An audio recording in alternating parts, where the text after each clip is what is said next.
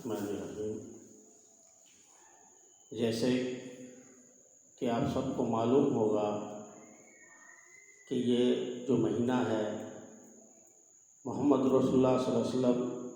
اس مہینے میں تشریف لائے تھے، اور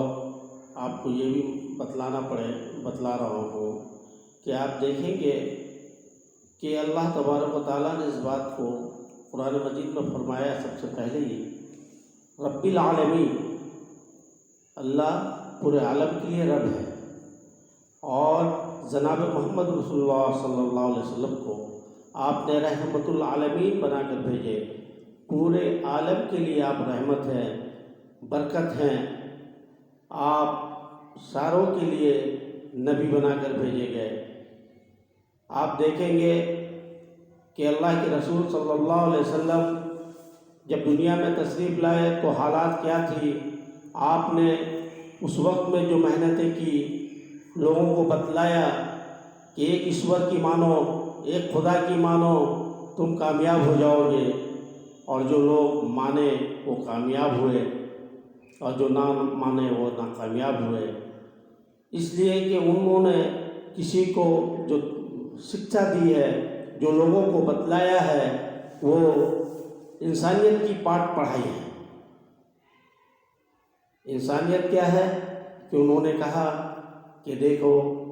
کہ تمہارے پڑوس میں کوئی بھوکا نہ رہے،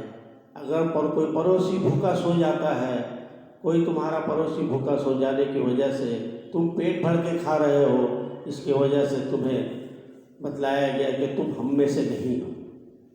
کتنی بڑی شکشا ہے کہ انسان صرف اپنے پیٹ کے لیے زندگی جی رہا ہے، اپنے بھائیوں سے، اپنے رشتہ داروں سے، اپنے محلے پڑوسیوں سے کٹ رہا ہے، ہم کھائے، ہم صحیح رہیں، ہمارا بال بچہ صحیح رہے۔ لیکن آپ نے محمد صلی اللہ علیہ وسلم نے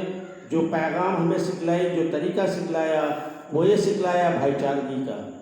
آپ نے کہا کہ آپ کھانے سے پہلے پڑوسیوں کا خبر رکھو کہ انہوں نے کھایا یا نہیں کھایا، اگر انہوں نے بھوکا سو گئے اور تم کھا لیے تو یاد رکھو تم مسلمان نہیں ہو سکتے۔ ہم سمجھتے ہیں کہ مسلمان صرف نام رکھنے سے مسلمان ہو جاتے ہیں، نہیں، ہمارا جو کرتب ہے، جو ایشور اور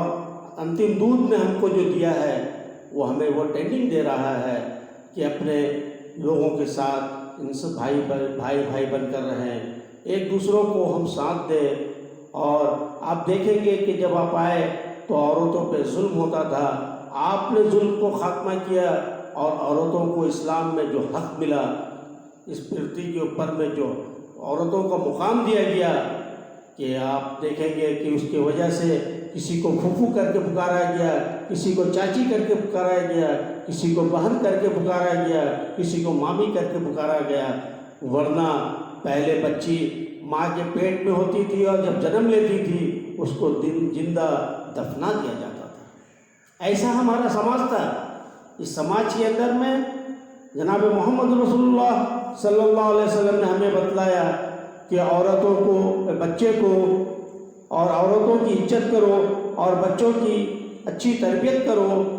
تم اور اس کی اچھی تربیت کرو گے، اچھے تعلیم دو گے، اچھی پرورش کرو گے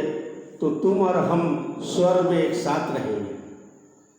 یہ انعام دیا، ہمیں بتلایا کہ لڑکی جب گھر میں پہلا پیدا ہوتی ہے تو وہ شانتی، برکت، خوشی لے کے آتی ہے، اور